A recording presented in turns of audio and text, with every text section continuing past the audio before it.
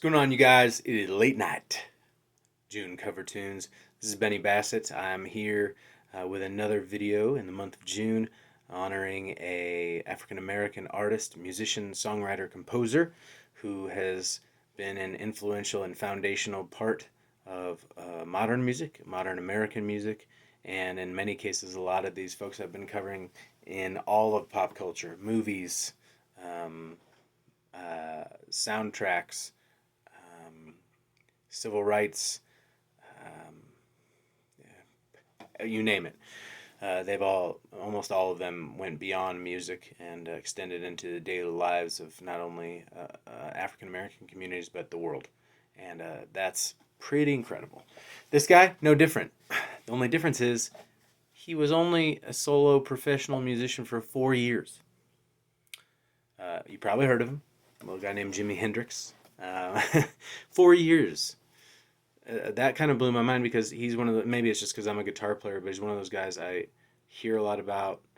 You hear his music a lot, you hear his name a lot. He's thrown around as, one of the best guitar players to ever live, and according to Rolling Stone, the best guitar player to ever live.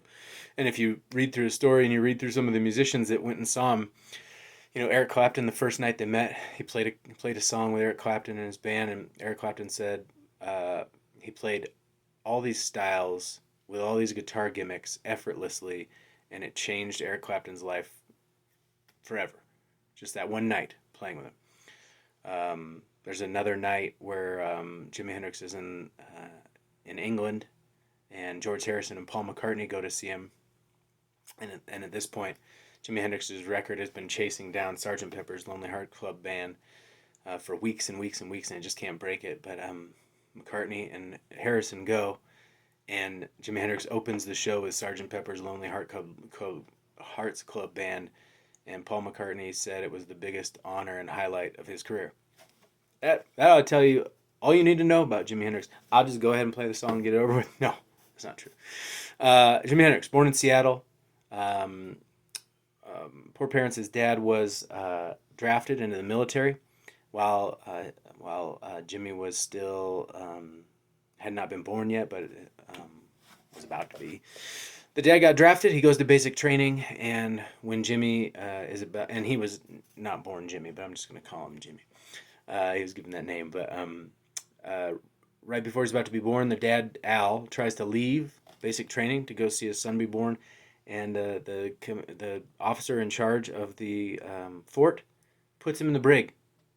Won't let him leave to go see his son be born. Great time to be alive. Oh yeah. So Al doesn't get to see Jimmy until years later, which is kind of wild. And but eventually, Jimmy is at elementary school, and he uses a broomstick to play like air guitar. And one of the social workers at the school says, "Man, it would be doing this kid a disservice to not give him a guitar." So she tries to get school funding for underprivileged children, and they deny it. And Jimmy's dad refuses to buy him a guitar. So Jimmy ends up working for his dad. He finds a ukulele in the garbage of this old woman's home. It has one string. He learns to play Elvis. He learns to play any song he can on this one string. Eventually, he's turns 15. He's been working a little bit. He buys his first acoustic guitar. He plays all day, every day. Muddy Waters, B.B. King, Robert Johnson, who I covered earlier. B.B. King, little hint that might be coming. But yeah, then he turns 18, 19-ish, getting those later teenage years, and he gets busted for stealing cars, and the cops say, "Hey man, you're either going to jail or you can go into the military." So Jimi Hendrix goes into the military, goes into Airborne, 101st Airborne, very famous, like Screaming Eagles. Yeah, man, if you're going to go all the way, I guess. But he does basic training at Fort Ord, California, which is where my grandpa was stationed and where I grew up, right in the shadows of Fort Ord, so it's pretty cool. And ends up earning his Screaming Eagle, his paratrooper, in just over 8 months. And but it just doesn't like it, and he complained and begged for his guitar to be sent there. He eventually gets it, and that's the end because he just doesn't have time for anything but guitar. So he gets discharged under honorable conditions. So it's not too terrible. but yeah, it just wasn't the thing for him. Starts playing music. He plays around Seattle, or he moves in with his dad, I think, right after his dad gets discharged. Yeah, or no, a friend of his. Sorry, they moved to Tennessee, play around Tennessee, and there's this famous quote of his that that's where he learned to play with his teeth, because in Tennessee, in this neighborhood where he played, he said everybody played with their teeth or else they got shot. So I guess you had to.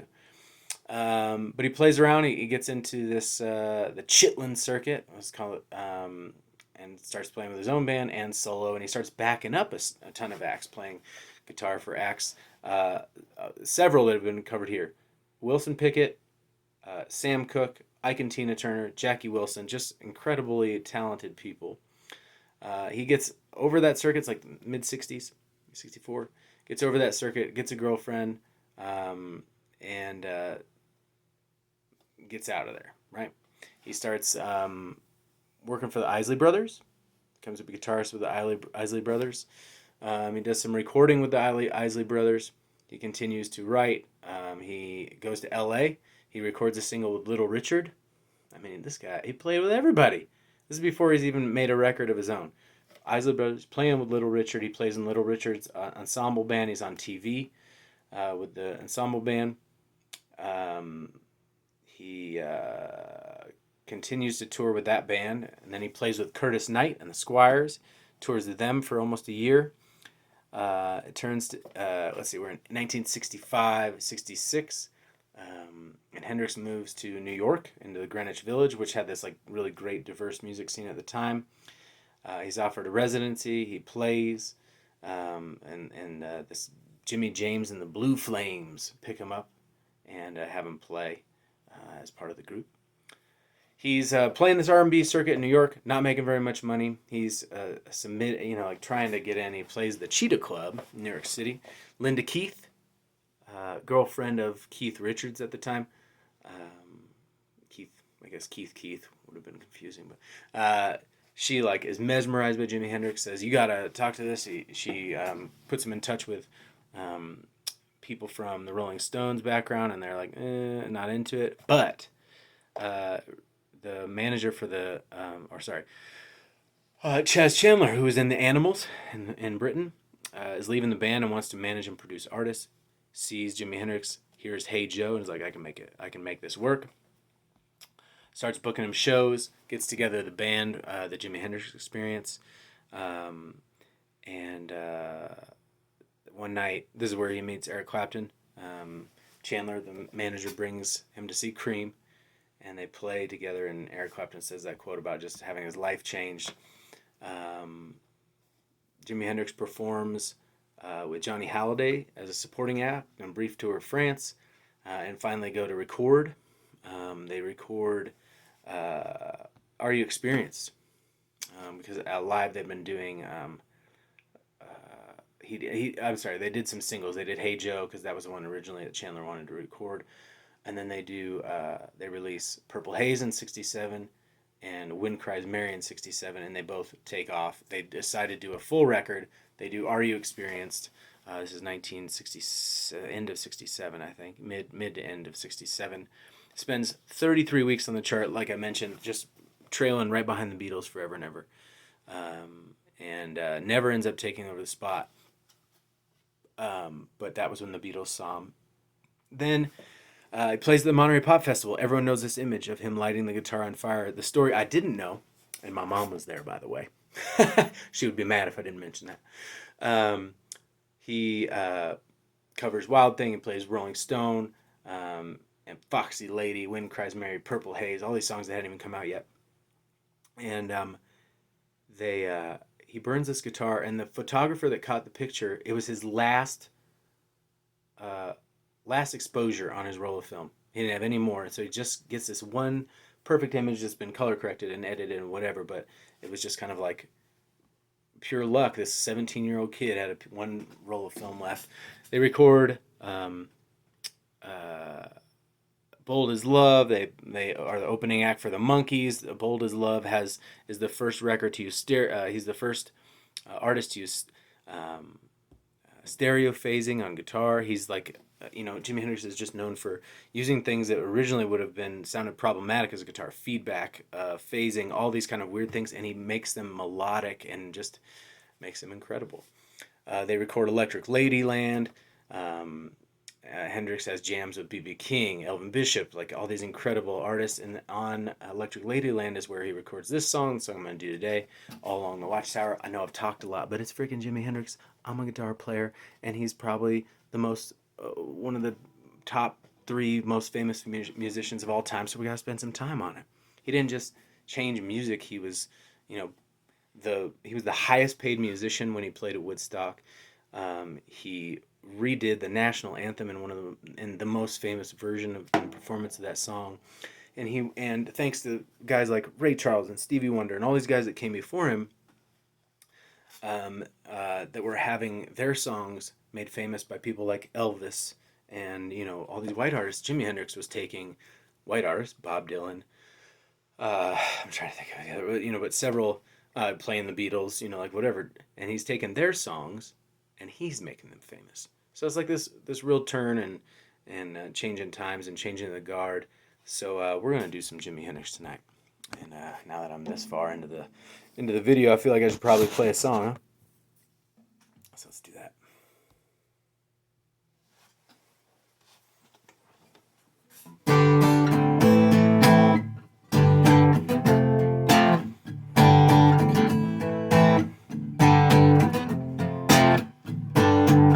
There must be some kind of way out of here, said the joker to the thief. There's too much confusion, I can't get no relief. Businessmen, they drink my wine, plowman dig my earth. None of them along the line know what any of it's worth.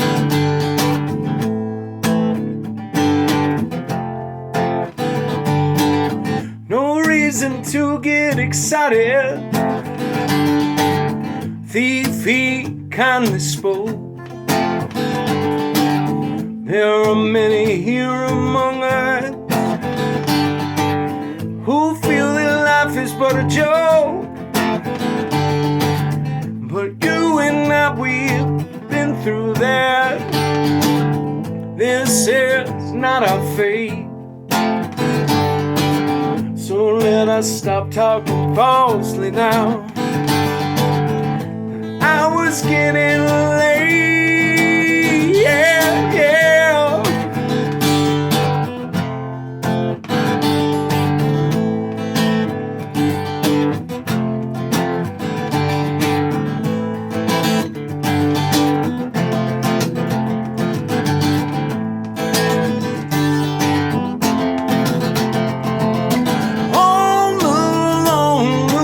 Tower, princess kept the view, while all the women came and went, barefoot servants too. Outside in the cold distance, wildcat did growl. 2 riders were approaching, and the wind began to howl.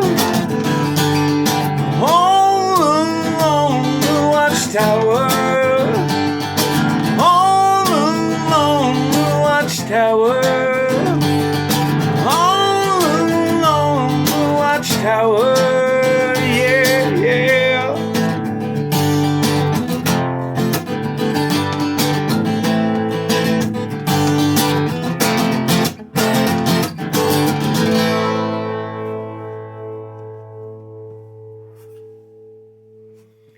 All right, some Jimi Hendrix covering Bob Dylan and just being incredible. 4 years as a professional musician, backing band for Little Richard, for the Isley Brothers, jamming with Cream and Eric Clapton, having the Beatles in the house and covering their own song, just finding out they were there and covering Sgt. Pepper's, and having only put 3 records out and all of them winning awards, all of them being recognized as among the top 100 rock and roll albums of all time. Just incredible, incredible talent, and sadly taken away due to a drug overdose at 27 while he was living in London. And just kind of terrible, but in that tiny bit of time became one of the most influential artists of all time. Jimi Hendrix, we'll see you tomorrow.